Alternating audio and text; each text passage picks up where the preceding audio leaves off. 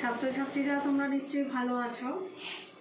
আজকে তোমাদের আমি ব্যাকরণের পাঠ তো তোমাদের কিছুটা করিয়েছি। আজকে আমি একটু গদ্য পদ্যের দিকে যাব। তো আজকে তোমাদের যেটা পড়াবো সেটা হচ্ছে তৃতীয় পাঠ, অর্থাৎ রবীন্দ্রনাথ ঠাকুরের লেখা আফ্রিকা কবিতাটা তোমাদের পড়াবো। আফ্রিকা কবিতাটা পড়বার আগে যে বিষয়গুলো তোমাদের প্রথম জেনে নেওয়া দরকার সেগুলো হচ্ছে কবির নাম, কাব্যগ্রন্থের নাম, প্রথম প্রকাশ কবে হয়েছিল, কোন পত্রিকায় প্রকাশিত হয়েছিল, সেগুলো আমি তোমাদের বোর্ডে লিখে দিয়েছি। তোমরা ভালো করে বোর্ডটা দেখে নাও। কবিতার নাম আফ্রিকা, কবির নাম রবীন্দ্রনাথ ঠাকুর। রবীন্দ্রনাথ ঠাকুর সম্পর্কে আমাদের বিশেষ কিছু জানার নেই, কারণ আমরা সবাই কম বেশি রবীন্দ্রনাথ ঠাকুর সম্পর্কে জানি।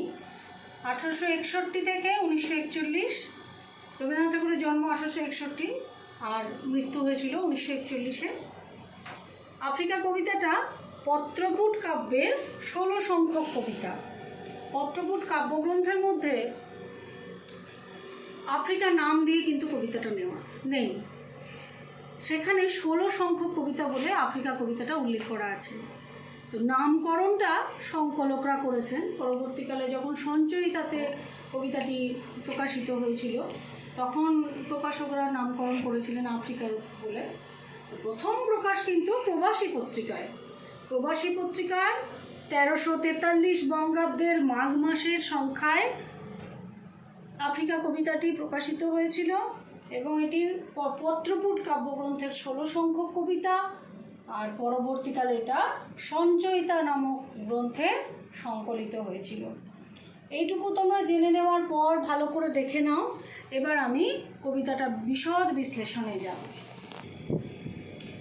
আফ্রিকা কবিতাটার মধ্য দিয়ে প্রথমেই তোমাদের বলে রাখি যে রবীন্দ্রনাথ ঠাকুর ইউরোপীয় সাম্রাজ্যবাদীদের উপর একটা তীব্র ধিক্কার বাণী উচ্চারণ করেছিলেন এই আফ্রিকা কবিতার মধ্য দিয়ে। আমি তোমাদেরকে রবীন্দ্রনাথ ঠাকুর সম্পর্কে বিশদ বিশ্লেষণে যাচ্ছি না, কারণ তোমরা রবীন্দ্রনাথ ঠাকুর সম্পর্কে সবাই কম বেশি জানো, বা তোমাদের কাছে আফ্রিকার কবিতার শেষে যে এই যে অংশটা আছে, এই অংশটা তোমরা ভালো করে পড়বে। এই অংশটাতেই তোমাদের কবি পরিচয়টা তোমরা পেয়ে যাবে। আমি কবিতার বিশ্লেষণে যাচ্ছি। কবিতার বিশ্লেষণ করতে গেলে আমাকে যেটা প্রথমেই বলতে হবে সেটা হচ্ছে ইউরোপীয় সাম্রাজ্যবাদীদের প্রতি একটা তীব্র ধিক্কার রবীন্দ্রনাথ ঠাকুর তার আফ্রিকা কবিতার মধ্যে করেছিলেন। প্রথমেই আমি প্রথম প্যারাগ্রাফটা পড়ছি, দেখো। উদ্ভ্রান্ত সেই আদিম যুগে স্রষ্টা যখন নিজের প্রতি অসন্তোষে নতুন সৃষ্টিকে বারবার করছিলেন বিধ্বস্ত, তার সেই অধৈর্যে ঘন ঘন মাথা নাড়ার দিনে রুদ্র সমুদ্রের বাহু প্রাচী ধরিত্রীর বুকের থেকে ছিনিয়ে নিয়ে গেল তোমাকে আফ্রিকা, বাঁধলে তোমাকে বনস্পতির নিবিড় পাহারায় কৃপণ আলোর অন্তঃপুরে। এটুকুই আগে তোমরা বুঝো। প্রথমেই কবি কি বলেছেন, সৃষ্টির আদিম যুগে উদ্ভ্রান্ত ছিল যখন আদিম যুগ, অর্থাৎ সেই যুগে যখন কোনো কিছু স্থির ছিল না, সেই সৃষ্টির আদি লগ্নের কথাই তিনি প্রথমে ব্যক্ত করেছেন। তিনি কি বলেছেন যে বিশ্বস্রষ্টা আদিম যুগে যখন তিনি নিজের সৃষ্টির কাজে মগ্ন ছিলেন, তিনি নিজের সৃষ্টির প্রতি যেন খুশি হচ্ছিলেন না, বারবার অসন্তুষ্ট হচ্ছিলেন এবং নিজের সৃষ্টিকে বারবার বিধ্বস্ত করছিলেন, অর্থাৎ নষ্ট করে দিচ্ছিলেন।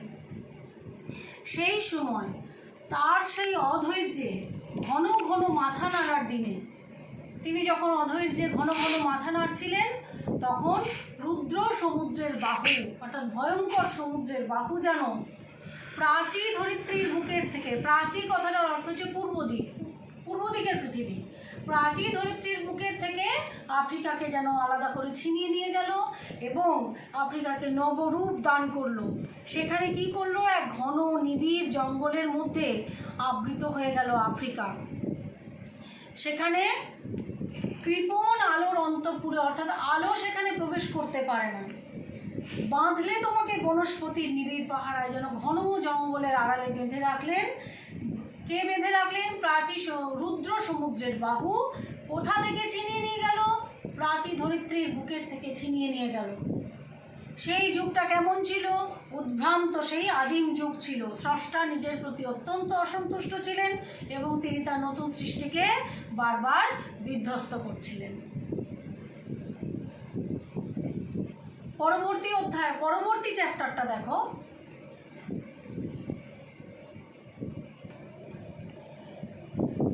পরবর্তী প্যারাগ্রাফটা কি আছে দেখো।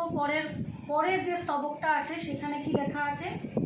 সেখানে নিভৃত অবকাশে তুমি সংগ্রহ করছিলে দুর্গমের রহস্য, চিনছিলে জল স্থল আকাশের দুর্বোধ সংকেত, প্রকৃতির দৃষ্টি অতীত জাদু, মন্ত্র জাগাচ্ছিল তোমার চেতনাতীত মনে, বিদ্রুপ করছিলে ভীষণকে বিরূপের ছদ্মবেশে, শঙ্কাকে চাচ্ছিলে হার মানাতে, আপনাকে উগ্র করে বিভীষিকার প্রচণ্ড মহিমায় তাণ্ডবের দুন্দুভিনী নাদে। এই স্তবকে কবি কি বলেছেন না, এই যে রুদ্র সমুদ্রের বাহু প্রাচী ধরিত্রীর বুকের থেকে আফ্রিকাকে ছিনিয়ে নিয়ে গিয়ে এক বনস্পতির নিবিড় পাহাড়ায় বেঁধে দিল, সেখানে আফ্রিকার যেন একটা নবরূপ তৈরি হলো। সেখানে আফ্রিকা তার নিভৃত অবকাশে, অর্থাৎ অবকাশই অবকাশ, নিভৃত অবকাশে গোপনে নিজের মনের মধ্যে যেন দুর্গমের রহস্য সংগ্রহ করে একটু একটু করে আরও রহস্যময়ী হয়ে উঠছিল। নিজের রহস্যকে আফ্রিকা নিজেই যেন চেনার চেষ্টা করছিল। জল স্থল আকাশের দুর্বোধ সংকেতগুলিকে চিনতে চেষ্টা করছিল। প্রকৃতির দৃষ্টি অতীত জাদু আফ্রিকার চেতনাতীত মনে, অর্থাৎ জ্ঞানের অতীত যে মন, চেতনার অতীতে, চেতনার গর্ভে লুকিয়ে থাকে যে মন, সেই মনে যেন মন্ত্র জাগাচ্ছিল। আফ্রিকা যেন ভীষণকে বিদ্রুপ করছিল, নিজেকে আরও ভীষণ করে তুলে, নিজেকে আরও ভয়ঙ্কর করে তুলছিল এবং ভীষণ প্রকৃতিকে যেন বিদ্রুপ করছিল। বিরূপের ছদ্মবেশে বিদ্রুপ করছিলে ভীষণকে। আফ্রিকা বিরূপের ছদ্মবেশেই বিদ্রুপ করছিল ভীষণকে। তার মানে কি? অর্থাৎ নিজেকে ভয়ঙ্কর করে তুলে নিজের সামনে আসা যে ভয়ঙ্কর পরিস্থিতিকে তাকে জয় করার চেষ্টা করছিলেন। আপনাকে উগ্র করে বিভীষিকার প্রচণ্ড মহিমায় তাণ্ডবের দুন্দুভিনী নাদে। বিরূপের ছদ্মবেশে ভীষণকে বিদ্রুপ করতে সমর্থ হয়েছিল কিন্তু আফ্রিকা, এবং বিভীষিকার প্রচণ্ড মহিমায় নিজেকে আরও উগ্র করে তুলছিল তাণ্ডবের দুন্দুভিনী নাদে। এখানে কবি একটাই কথা বলতে চেয়েছেন, সেটা হচ্ছে প্রকৃতির দুর্গমতার মধ্যে থেকেই দুর্গমতাকে জয় করার শক্তি আফ্রিকা একটু একটু করে সঞ্চয় করছিল। তাহলে এই স্তবকটা তোমাদের বুঝতে অসুবিধা হয়নি আশা করি, যে সেখানে নিভৃত অবকাশে সংগ্রহ করছিল দুর্গমের রহস্য, এবং এই দুর্গমের রহস্যকে তিনি আফ্রিকা একটু একটু করে সংগ্রহ করছিল, নিজেকে উগ্র করে, নিজেকে বিভীষিকাময় করে, নিজেকে আরও ভয়ঙ্কর করে তুলে। পরের স্তবকটি দেখো। হায় ছায়াবৃতা, কালো ঘুমটার নিচে অপরিচিত ছিল তোমার মানব রূপ, উপেক্ষার আবিল দৃষ্টিতে এলো ওরা লোহার হাত করিনি, নখ যাদের তীক্ষ্ণ তোমার নেকড়ের চেয়ে, এলো মানুষ ধরার দল, গর্বে যারা অন্ধ তোমার সূর্যহারা অরণ্যের চেয়ে, সভ্যের বর্বর লোভ নগ্ন করলো আপন নির্লজ্জ অমানুষতা, তোমার ভাষাহীন ক্রন্দনে বাষ্পাকুল অরণ্য পথে পঙ্কিল হলো ধুলি তোমার রক্তে অশ্রুতে মিশে, দস্যু পায়ের কাঁটা মারা জুতোর তলায় বিভৎস কাদার পিণ্ড চিরচিহ্ন দিয়ে গেল তোমার অপমানিত ইতিহাসে। এই স্তবকটার অর্থ কি বলেছেন কবি? কবি প্রথমেই আফ্রিকাকে এক মানব রূপ বলে উল্লেখ করেছেন। আফ্রিকা যেন এক ঘুমটার আড়ালে থাকা কালো মানবী, তার মধ্যে আত্মসম্মান বোধ আছে যেন, তাই তিনি আফ্রিকাকে ছায়াবৃতা বলে উল্লেখ করেছেন। আফ্রিকা তার সমস্ত প্রাকৃতিক প্রতিকূলতাকে একটু একটু করে কাটিয়ে নিজের অস্তিত্বের বিকাশ ঘটাতে সক্ষম হচ্ছিল। আফ্রিকার মধ্যে ছিল প্রভূত খনিজ সম্পদের ভাণ্ডার। আফ্রিকার মানুষ কিন্তু সংস্কৃতি, ঐতিহ্য, কারুশিল্প কোনো দিক থেকে পিছিয়ে ছিল না। তবে এই যে মানবিক রূপটা, এই রূপটা কিন্তু তখনও পর্যন্ত তথাকথিত সভ্য সমাজ, অর্থাৎ তথাকথিত সভ্য সমাজ বলতে ইউরোপীয় সমাজকে বোঝানো হতো, তথাকথিত সভ্য সমাজের কাছে ছিল অপরিচিত।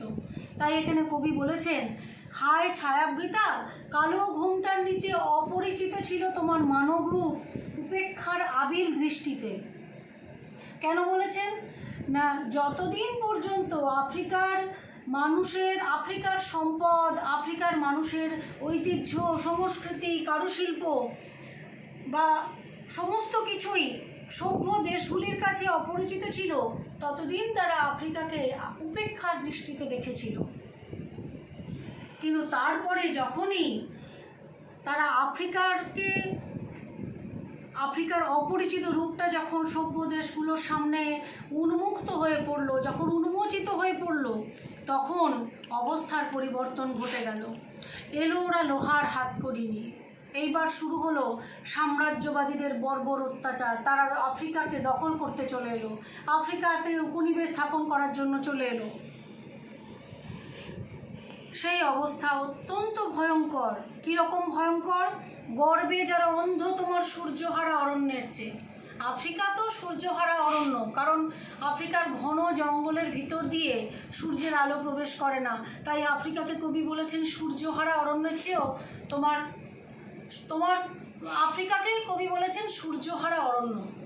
কিন্তু ওই যে তথাকথিত ইউরোপীয় সভ্য সমাজ, তাদের গর্ব, তাদের নির্লজ্জতা, তাদের বর্বরতা আফ্রিকার সূর্যহারা অরণ্যের চেয়েও যেন অনেক বেশি ভয়ঙ্কর। তারা তাদের গর্বে, তাদের সভ্যতার গর্বে তারা অন্ধ হয়ে গেছিল। তাই আফ্রিকার অধিবাসীরা তাদের কাছে নিষ্ঠুরভাবে আঘাতপ্রাপ্ত হলো। সভ্যের বর্বর লোভ নগ্ন করলো আপন নির্লজ্জ অমানুষতা।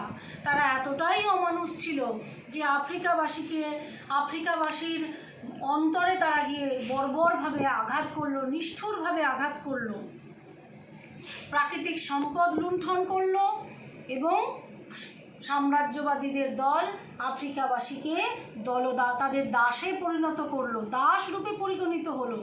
তাই কবি ইউরোপীয় সাম্রাজ্যবাদীদের দলকে মানুষ ধরার দল বলেছেন, যে এলো মানুষ ধরার দল। তোমার ভাষাহীন ক্রন্দনে বাষ্পাকুল অরণ্য পথে পঙ্কিল হলো ধূলি তোমার রক্তে অশ্রুতে মিশে। তোমার কান্না, তোমার বোবা কান্না কেউ বুঝতে পারেনি। তুমি কাঁদছিলে, তোমার শরীর থেকে রক্ত ঝরছিল, তোমার চোখের অশ্রু মিশে যাচ্ছিল। সেই চোখের অশ্রু আর বুকের রক্ত মিশে আফ্রিকা, তোমার মাটি পঙ্কিল হয়ে গেল। তুমি ভাষাহীন ক্রন্দন করছিলে, তোমার ক্রন্দনে কোনো ভাষা ছিল না। দস্যু পায়ের কাঁটা মারা জুতোর তলায় তুমি বিভৎস কাদার পিণ্ড হয়ে গেছিলে এবং সেইখানে তাদের নখ এতটাই তীক্ষ্ণ ছিল যে সেটা ছিল যেন নেকড়ে বাঘের থেকেও ভয়ঙ্কর। নখ যাদের তীক্ষ্ণ তোমার নেকড়ের চেয়ে। এই কথাটা কেন কবি বললেন না, নেকড়ের থেকেও ভয়ঙ্কর যেন তথাকথিত সভ্য সাম্রাজ্যবাদী মানুষের চিন্তা ভাবনা, চিন্তা চেতনা যেন নেকড়ের থেকেও ভয়ঙ্কর। তারা কি করলো? আফ্রিকার বুকের উপরে তাদের দস্যু পায়ের কাঁটা মারা জুতোর তলায় বিভৎস কাদার পিণ্ড করে আফ্রিকার ইতিহাসকে অপমানিত করে দিয়ে গেল, চিরচিহ্ন দিয়ে চলে গেল। এই হলো তৃতীয় স্তবকের মূল বক্তব্য। পরের স্তবক দেখো। সমুদ্র পাড়ে সেই মুহূর্তেই তাদের পাড়ায় পাড়ায় মন্দিরে বাজছিল পূজার ঘণ্টা। সকালে সন্ধ্যায় দয়াময় দেবতার নামে শিশুরা খেলছিল মায়ের কোলে। কবির সঙ্গীতে বেজে উঠেছিল সুন্দরের আরাধনা। এই স্তবকটির অর্থ কি? সাম্রাজ্যবাদীরা আফ্রিকার বুকে শোষণ পীড়ন চালাচ্ছিল, কিন্তু তারা নিজেদের দেশের অবস্থাকে খুবই শান্ত সুস্থিত করে রেখে দিয়েছিল। সেখানে পাড়ায় পাড়ায় মন্দিরে মন্দিরে পূজার ঘণ্টা বাজছিল দয়াময় দেবতার নামে। তারা দেবতার কাছে প্রার্থনা করছিল, শিশুরা মায়ের কোলে নিশ্চিন্তে খেলছিল, আর কবির সঙ্গীতে বেজে উঠেছিল সুন্দরের আরাধনা। অর্থাৎ সাম্রাজ্যবাদীরা নিজেদের দেশকে কিন্তু ক্ষতবিক্ষত করেনি, তারা আফ্রিকাকে যতখানি ক্ষতবিক্ষত করেছিল, ঠিক ততটাই শান্ত ছিল সাম্রাজ্যবাদীদের নিজেদের দেশ।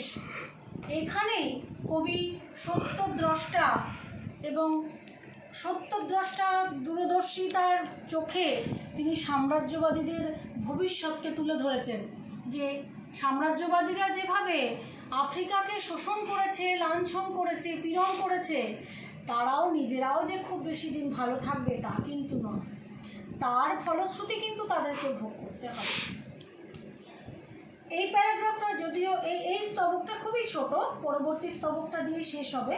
পরবর্তী স্তবকটায় আমি চলে যাচ্ছি একেবারে। আজ যখন পশ্চিম দিগন্তে প্রদোষকাল, ঝঞ্ঝা বাতাসের ঊর্ধ্বশ্বাস, যখন গুপ্ত গহ্বর থেকে পশুরা বেরিয়ে এলো, অশুভ ধ্বনিতে ঘোষণা করলো দিনের অন্তিমকাল। এসো যুগান্তের কবি, আসন্ন সন্ধ্যার শেষ রশ্মিপাতে দাঁড়াও ওই মানহারা মানবীর দ্বারে, বলো ক্ষমা করো হিংস্র প্রলাপের মধ্যে, সেই হোক তোমার সভ্যতার শেষ পুণ্যবাণী। এখানে কবি কি বলেছেন? কবি একটা ইঙ্গিত দিয়েছেন। সেই ইঙ্গিতটা কি দিয়েছেন? যে পশ্চিম দিগন্তে যখন প্রদোষকাল, ঝঞ্ঝা বাতাসের ঊর্ধ্বশ্বাস, অর্থাৎ তথাকথিত সাম্রাজ্যবাদী দেশগুলিও কিন্তু আর খুব সুখে শান্তিতে নেই, তাদের মধ্যেও এক গভীর অস্থিরতা সৃষ্টি হয়েছিল এবং এটা ছিল কবির সতর্কবার্তা। তিনি বলেছেন যে পশুরা যেমন করে গুপ্ত গহ্বর থেকে বেরিয়ে এসে দিনের অন্তিম কাল সূচনা করে তাদের অশুভ ধ্বনিতে, সাম্রাজ্যবাদীদের দেশগুলোর মধ্যেও সেই রকমই একটা অশুভ অস্থিরতা যেন তৈরি হচ্ছিল, যা ধীরে ধীরে সেই সাম্রাজ্যবাদীদের মনে প্রভাব বিস্তার করছিল। তারা নিজেরাই নিজেদের ধ্বংস ডেকে আনছিল। এই যে এখানে বলেছেন, যখন গুপ্ত গহ্বর থেকে পশুরা বেরিয়ে এলো, অশুভ ধ্বনিতে ঘোষণা করলো দিনের অন্তিমকাল, এখানেই কবি স্পষ্ট করে দিয়েছেন যে সাম্রাজ্যবাদীরা নিজেদের ধ্বংস নিজেরাই ডেকে আনছিল। দিনের অন্তিমকাল অর্থাৎ শেষ কাল, শেষ লগ্ন। প্রদোষকাল মানে হচ্ছে সন্ধেবেলা। সন্ধ্যা যখন ঝঞ্ঝা বাতাসের ঊর্ধ্বশ্বাস অর্থাৎ ঝড় উঠেছে, সাম্রাজ্যবাদী দেশগুলোর মধ্যেও অস্থিরতার ঝড় উঠেছে এবং অশুভ ধ্বনিতে পশুরা যেমন দিনের অন্তিমকাল ঘোষণা করে, অর্থাৎ সারাদিনের পর যে সমস্ত পশুরা, নিশাচর হিংস্র পশুরা দিনের বেলা থেকে গুপ্ত গহ্বরে থাকে লুকিয়ে, আর রাত্রিবেলা তারা বেরিয়ে আসে এবং তাদের বিকট চিৎকারে যেন একটা মরণান্তিক আওয়াজ শুনতে পাওয়া যায়, সেই রকমভাবেই সাম্রাজ্যবাদীরাও নিজেদের ধ্বংস আস্তে আস্তে নিজেরাই ডেকে আনছিল। কিন্তু এটা যে অচিরেই ঘটবে তার ইঙ্গিতও কবি দিয়ে দিয়েছেন এখানে। তবুও কবিতার শেষে কবি কিন্তু আশাবাদী। তিনি কি বলেছেন? এসো যুগান্তের কবি, আসন্ন সন্ধ্যার শেষ রশ্মিপাতে দাঁড়াও ওই মানহারা মানবীর দ্বারে, বলো ক্ষমা করো হিংস্র প্রলাপের মধ্যে, সেই হোক তোমার সভ্যতার শেষ পুণ্যবাণী। কবি অত্যন্ত প্রতিবাদী। তিনি সাম্রাজ্যবাদের বিরুদ্ধে মুখর হয়েছেন, কিন্তু সাম্রাজ্যবাদের বিরুদ্ধে মুখর হয়েছেন, আফ্রিকার লাঞ্ছনায় অত্যন্ত ব্যথিত হয়েছেন, কিন্তু সব শেষে এসে তিনি জানেন যে মানবতার সত্যকে এইভাবে হিংসা দিয়ে শেষ করা যায় না। মানব সভ্যতার শেষ কথা হলো ক্ষমা, হিংসা নয়। ক্ষমাই হলো সভ্যতার শেষ পূর্ণবাণী, যা উচ্চারিত হবে যুগান্তের কবির কণ্ঠে। কখন? আসন্ন সন্ধ্যার শেষ রশ্মিপাতে। যতই হিংস্র প্রলাপ হোক না কেন, ক্ষমাই পরম ধর্ম এবং মানবতার শেষ কথা যে ক্ষমা, সেটাই যেন সভ্যতার শেষ পূর্ণবাণী হয়। এ কথাই কবি বলেছেন যে যতই নিষ্ঠুর হোক, যতই লুণ্ঠন করুক, যতই নিষ্ঠুর আচরণ করুক, বর্বরচিত হোক না কেন, তাদের ক্ষমা মন্ত্রে দীক্ষিত করেই মানবিকতার আদর্শ প্রতিষ্ঠা করতে হবে। এই কথাই কবি আফ্রিকা কবিতায় বলেছেন। কবিতাটা তোমরা ভালো করে বুঝতে পারলে, আশা করি বুঝতে পেরেছ। তো বারবার শুনবে, তাহলে বুঝতে পারবে এবং সেই সঙ্গে কবিতাটাকে তোমরা বারবার পড়বে, বারবার রিডিং পড়বে। আমি তোমাদের একটা কথা বলে দিচ্ছি যে পাঠ্যপুস্তক যদি তোমরা খুব ভালো করে পড়ো তাহলে শর্ট কোশ্চেন যেগুলো বা এমসিকিউ মাল্টিপল চয়েস জাতীয় যে প্রশ্নগুলো সেগুলো করতে কিন্তু তোমাদের আটকাবে না। বারবার করে পাঠ্যপুস্তক পড়ার জন্য আমি বলছি, কখনোই তোমরা যেন সহায়িকা নির্ভর হয়ে যেও না। আমি তোমাদের কিছু প্রশ্ন বলে দিচ্ছি, এছাড়াও আমি তোমাদের পরে যদি তোমাদের সমস্যা হয় আরও প্রশ্ন কিছু বলে দেব। তা এখন কিছু প্রশ্ন বলে দিচ্ছি যেগুলো তোমরা, কিছু ছোট প্রশ্ন বলে দিচ্ছি যেগুলো তোমরা করবে, প্লাস একটু বড় প্রশ্নগুলোও বলে দেবো যে কী কী তোমাদের জন্য ইম্পর্টেন্ট সেগুলো। যেমন ধরো আফ্রিকা কবিতাটা কোন কাব্যগ্রন্থের অন্তর্গত বা কবির নাম, এগুলো তোমরা পারবে। উদ্ভ্রান্ত সেই আদিম যুগ, উদ্ভ্রান্ত আদিম যুগের স্রষ্টা কী করছিলেন, কেন তিনি অধৈর্য হয়েছিলেন, কে প্রাচী ধরিত্রীর বুকের থেকে আফ্রিকাকে ছিনিয়ে নিয়ে গেল, বা কোথায় গিয়ে আফ্রিকাকে বেঁধে ফেলা হয়েছিল, কে আফ্রিকাকে বেঁধেছিল, কোথায় বেঁধেছিল, এই ধরনের ছোট ছোট প্রশ্নগুলো প্রথম স্তবকেই পেয়ে যাবে। পরের স্তবকে তোমরা কি প্রশ্ন পাবে, নিভৃত অবকাশে সেখানে আফ্রিকা কি করছিল, কি সংগ্রহ করছিল, বা আফ্রিকা কোথায় দুর্গমের রহস্য সংগ্রহ করছিল, আফ্রিকা কোথা থেকে দুর্বোধ সংকেত গ্রহণ করছিল, কি চিনছিল আফ্রিকা।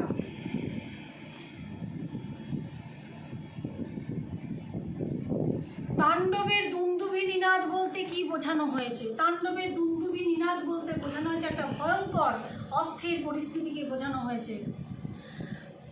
তারপরে দেখো এই যে প্রশ্নগুলো, তোমাদের যদি এরকম প্রশ্ন করি যে প্রদোষকাল ঝঞ্ঝা বাতাসের ঊর্ধ্বশ্বাস, এখানে প্রদোষকাল শব্দের অর্থ কি, প্রদোষকাল শব্দের অর্থ হচ্ছে সন্ধ্যা। সেই হোক তোমার সভ্যতার শেষ পূর্ণবাণী, সভ্যতার শেষ পূর্ণবাণীটি কি, ক্ষমা করো। কবির সঙ্গীতে বেজে উঠেছিল, কি বেজে উঠেছিল, সঙ্গীতের মূর্ছনা। এলো ওরা লোহার হাত করে নিয়ে, কাদের কথা বলা হয়েছে, ইউরোপীয় সাম্রাজ্যবাদীদের কথা বলা হয়েছে। পশুরা অশুভ ধ্বনিতে কি ঘোষণা করলো, দিনের অন্তিম কাল ঘোষণা করলো। আদিম যুগে স্রষ্টা কার প্রতি অসন্তুষ্ট ছিল, নিজের সৃষ্টির প্রতি অসন্তুষ্ট ছিল।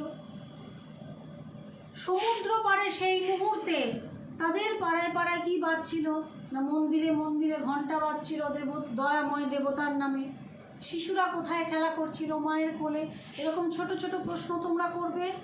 এছাড়াও আরও কিছু বড় প্রশ্ন তোমরা করবে, সেগুলো দেখো।